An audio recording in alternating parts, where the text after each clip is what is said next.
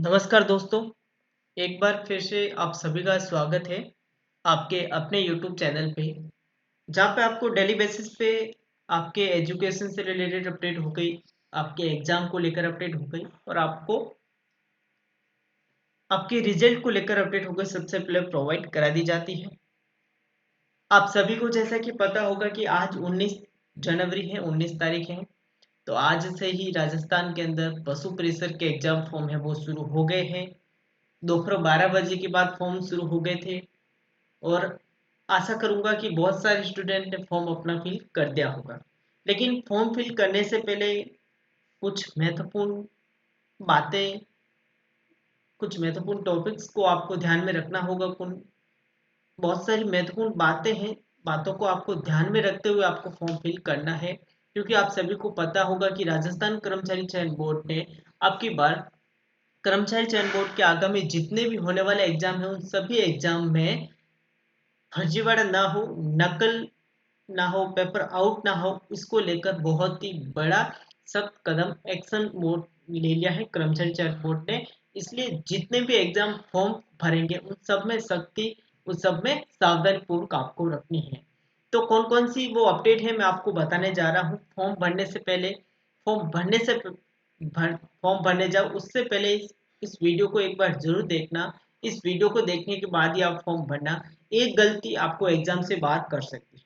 आपकी एक छोटी सी गलती आपको एग्जाम से डिस्क्वालीफाई कर सकती है। आपको कौन कौन से दस्तावेज आपको लगाने हैं, कौन कौन से डॉक्यूमेंट आपको लगाने हैं, क्योंकि आप सबको पता होगा कि ये पशु परिषद जो एग्जाम है इसकी मिनिमम एजुकेशन क्वालिफिकेशन वो 10th पास आउट है। यानी बहुत सारे ऐसे स्टूडेंट होंगे जो 10th पास करके अपनी लाइफ में, अपने जीवन में कंपटीशन एग्जाम, पहला एग्जाम देंगे। तो उन स्टूडेंट को क्या पता होगा किस प्रकार हमें एग्जाम फॉर्म भरना है, आवेदन पत्र भरना है। उन स्टूडेंट के लिए मोस्ट इंपोर्टेंट पॉपुलर वीडियो रहने वाला है।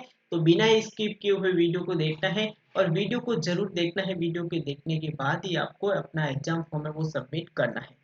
तो चलिए दोस्तों, बिना टाइम वेस्ट किए आज की अपना वीडियो शुरू करते हैं। तो पशु परिसर की बात करते हैं अपन, पशु परिसर की बात करते हैं। सबसे पहले तो अपन फॉर्म फीस की बात करते हैं। इस एग्जाम का फॉर्म भरने के लिए आपको कौन सी कैटेगरी वाले को कितनी फीस देनी पड़ेगी अपन उस पर बात करते हैं। तो यदि आप सामान्य वर्ग के क्रीमिलियर श्रेणी से हो या अन्य पिछड़ा वर्ग से हो या अति पिछड़ा वर्ग से हो तो आपको 600 रुपये देने होंगे। यानी कि आप यदि जनरल हो, यदि आप ओबीसी हो तो आपको 600 रुपये फॉर्म फीस लगानी होगी। और यदि आप नॉन क्रीमिलियर से हो, अति पिछड़ा वर्ग से हो, यानी कि आप अगर आप एस टी एस सी हो तो आपको 400 रुपये देने होंगे। और यदि आप समस्त दिव्यांग जन कैटेगरी से हो तो आपको 400 रुपये देने पड़ेंगे। अगर आप जनरल कैटेगरी से हो या ओबीसी से हो तब तो आपको 600 रुपये देने होंगे। और अगर आप एस टी एस सी से हो तो आपको 400 रुपये देने पड़ेंगे। और अगर आप दिव्यांगजन कैटेगरी से हो तो आपको 400 रुपये देने पड़ेंगे। यानी कि 600 रुपये तो आपके ओबीसी जनरल वालों के लिए हो गई, ईडब्ल्यूएस वालों उनके, और एस टी एस सी वालों के आपके 400 रुपये हो गए। और समस्त दिव्यांगजन कैटेगरी वाले स्टूडेंट जितने भी हैं उनके 400 रुपये हैं। ठीक है, अब बात करूं मैं, एक नया नाम आपने सुना होगा और नहीं सुना हो तो मैं बता भी देता हूं आपको। आप सबको जैसे कि पता होगा कि इसमें ओटीआर का एक नया रूल है वो जारी कर दिया है कर्मचारी चयन बोर्ड ने। यानी कि आपको फॉर्म भरने से पहले ओटीआर कराना पड़ेगा। ये ओटीआर है क्या सर, हमें पहले ये बताओ। ये ओटीआर एक्चुअल में है क्या, हमें ये बताओ। देखिए, ओटीआर का मतलब ये होता है कि वन टाइम रजिस्ट्रेशन, यानी कि वन टाइम रजिस्ट्रेशन, एक बार पंजीयन। ठीक है, आप सबको पता होगा कि राजस्थान के अंदर अब कंपटीशन एग्जाम वाले जितने भी स्टूडेंट हैं जो फॉर्म फिल करते हैं उनको ओनली फॉर एक बार ही फीस देनी पड़ती है। एग्जाम फॉर्म की फीस एक बार ही देनी पड़ती है, वन टाइम रजिस्ट्रेशन फीस। तो इस भर्ती में कौन कौन से स्टूडेंट की फीस नहीं लगेगी और किसके लगेगी उसकी बात करता हूँ। तो ऐसे स्टूडेंट जो पुराने, जिसने जूनियर अकाउंटेंट का फॉर्म भरा हो, जिसने जूनियर अकाउंटेंट का फॉर्म भरा हो, जिसने सीईटी का फॉर्म भरा हो, जिसने पुलिस कांस्टेबल का फॉर्म भरा हो, जिसने पुलिस कांस्टेबल का फॉर्म भरा हो, जिसने ऑलरेडी ओटीआर कर रखा है, वन टाइम रजिस्ट्रेशन कर रखा है, उनके कोई फीस नहीं लगने वाली है, उनके सीधा ही फॉर्म सबमिट हो जाएगा, क्योंकि आपने एक बार पहले ही फीस दे दी है, तो अब आपके वापस बार बार फीस लगने की जरूरत नहीं है।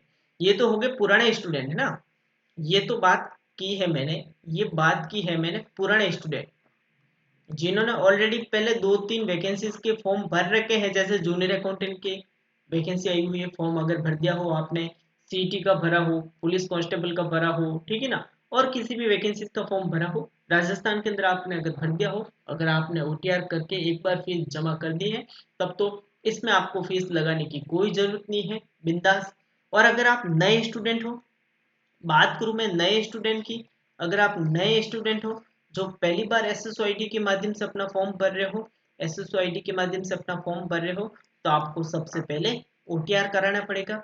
ओटीआर में आपको या तो 600 रुपये, अगर आप ओबीसी जनरल कैटेगरी से हो तो आपको 600 रुपये देने पड़ेंगे, और अगर आप एसटी एससी से कैटेगरी से हो तो आपको 400 रुपये देने पड़ेंगे, और एक बार ये फीस जमा करने के बाद आपके ओटीआर हो जाएगा। जैसे ही आप ओटीआर सबमिट कर दोगे, जैसे आप ओटीआर सबमिट कर दोगे, तो आप अपना ऑनलाइन आवेदन फॉर्म है वो भी सबमिट कर दोगे साथ साथ। तो एक बार तो ओटीआर कराना पड़ेगा।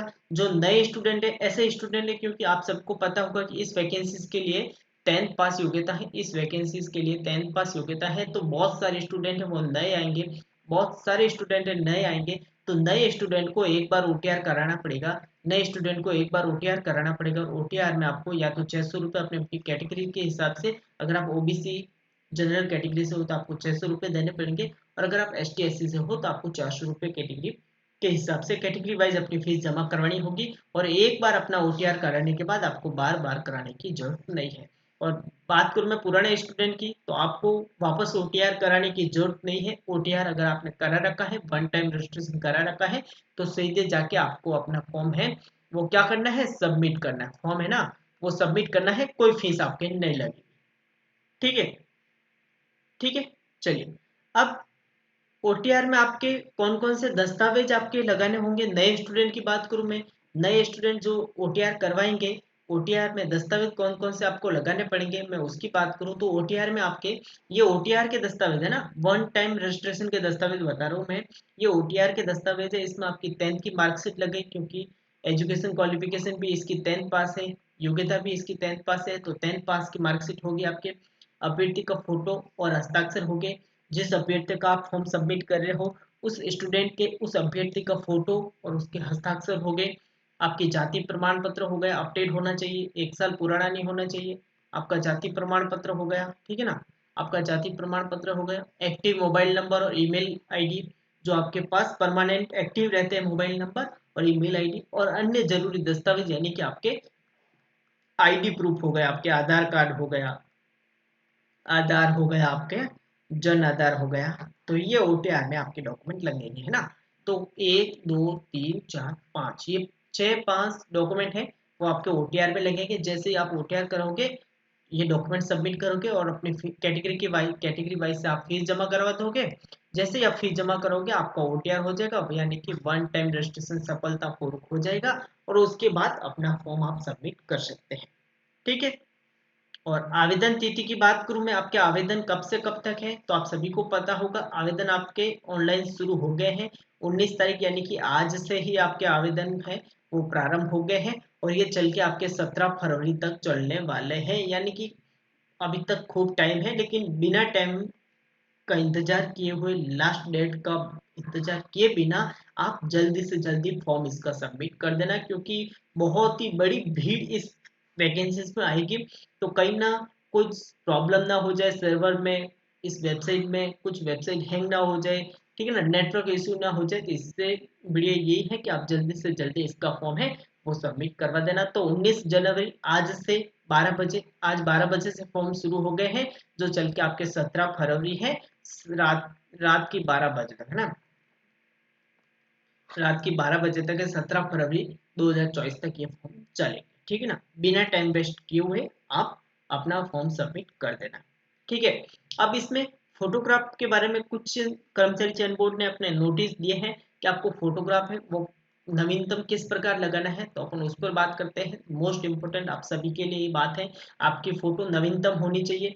6 महीने पुराने आपकी फोटो नहीं होनी चाहिए। आपकी फोटो एकदम प्रॉपर नई होनी चाहिए। 6 महीने यानी कि 6 मंथ के बाद की फोटो आपके पास नहीं होनी चाहिए। फोटो में काला या धूका चश्मा नहीं लगा होना चाहिए। यानी कि आप ऐसा कोई भी फोटो नहीं लगा सकते फॉर्म में जिसमें आपने चश्मा ऐनक पहन रखा हो, ऐसा कोई फोटो नहीं होना चाहिए। फोटो का फॉर्मेट जेपीईजी में होना चाहिए, यानी कि 3.5 सेंटीमीटर से 4.5 सेंटीमीटर तक की आपकी फोटो की साइज है वो होनी चाहिए। और फाइल का आकार है आप 50 KB से 100 KB तक आप फॉर्म फाइल की आकार यानी कि फॉर्मेट साइज लगा सकते हैं। तो ये भी मोस्ट इम्पोर्टेंट आप सभी के ध्यान में रखने वाली बात है। ये भी मोस्ट इम्पोर्टेंट आप सभी के ध्यान में रखने वाली बात है। और आगे बात करूँ एज लिमिट की, आगे बात करूँ मैं एज लिमिट की, तो एज लिमिट में आपके 18 वर्ष मिनिमम है और मैक्सिमम आपके 40 वर्ष है। 18 वर्ष मिनिमम है और मैक्सिमम आपके 40 वर्ष है। एज लिमिट आपके आयु की गणना की जाएगी आपके आने वाली 1 जनवरी 2025 को, आने वाली 1 जनवरी 2025 तक आप 18 वर्ष के हो जाने चाहिए। यानी कि यदि आप 17.5 वर्ष के हो, 17.5 वर्ष के हो, तो भी आप अपना फॉर्म है वो सबमिट कर सकते हो। तो बहुत ही बढ़िया वैकेंसी है, बहुत ही बढ़िया वैकेंसी है। 10th पास है। और एक बात और मोस्ट इम्पोर्टेंट आप ध्यान रख देना, आपके आधार कार्ड में अपडेट करवा देना। आधार कार्ड आधार कार्ड अपडेट करवा देना, क्योंकि आधार कार्ड में कोई भी त्रुटि हुई तो आपका फॉर्म है वो वही रिजेक्ट कर दिया जाएगा। और यदि आप जन आधार कार्ड से भरते हो, तो जन आधार कार्ड को भी आप अपडेट करवा देना, क्योंकि आप सभी को पता होगा कि कर्मचारी चयन बोर्ड के अध्यक्ष हैं हमारे आलोक राज जी ने, उन्होंने कुछ दिन पहले ही ट्वीट करके जानकारी दी थी कि पशु परिषद के जो भी फॉर्म है वो जन आधार कार्ड या आधार कार्ड से लिंक होंगे। तो मैं अभ्यर्थी को यही राय दूंगा कि अपना अपना आधार या जन आधार कार्ड है वो अपडेट करवा दो। तो आप बहुत ही जल्द पहले ये डॉक्यूमेंट अपडेट करवा देना। यदि आपका डॉक्यूमेंट अपडेट नहीं हुआ तो आपका फॉर्म है वो रिजेक्ट कर दिया जाएगा। तो 10th पास इसकी योग्यता मैंने आपको बता दी। 10th पास इसकी योग्यता है। एज लिमिट मैंने बता दी 18 से 40 वर्ष है। अगर आप 17.5 वर्ष के हो तो भी आप अपना फॉर्म लगा सकते हो। बाकी मैंने सारी जानकारी आपको बता दी। आई होप आप सभी को ये जानकारी समझ में आ गई होगी। तो चलिए, ये कुछ अपडेट थी जो मैंने आपको वीडियो के माध्यम से दी। आशा करूंगा आप सभी को जो मैंने अपडेट दी है वो समझ में आ गई होगी। वीडियो अच्छा लगा हो तो वीडियो को लाइक जरूर कर देना। हमारे यूट्यूब चैनल पे नए हो, अभी तक हमारे यूट्यूब चैनल को सब्सक्राइब नहीं किया है तो यूट्यूब चैनल को सब्सक्राइब कर देना। बेल आइकन घंटी को प्रेस कर देना, नोटिफिकेशन बेल आइकन घंटी को प्रेस करके नोटिफिकेशन ऑन कर देना, ताकि आने वाली हर एक अपडेट आपको सबसे पहले मिल जाएगी। और यदि आप तैयारी करना चाहते हैं पशु परिसर की, तो हमारी यूट्यूब चैनल पे डेली क्लासेस शुरू होने वाली है, जिसका टाइम टेबल आपको कल बता दिया जाएगा। तो चलिए गाइज, फिलहाल के लिए इस वीडियो को अपन यही एंड कर देते हैं। मिलते हैं नेक्स्ट वीडियो में कोई और अपडेट के साथ। तब तक आप सब मस्त रहे, स्वस्थ रहे, पढ़ते रहे, आगे बढ़ते रहे। जय हिंद, जय भारत, धन्यवाद।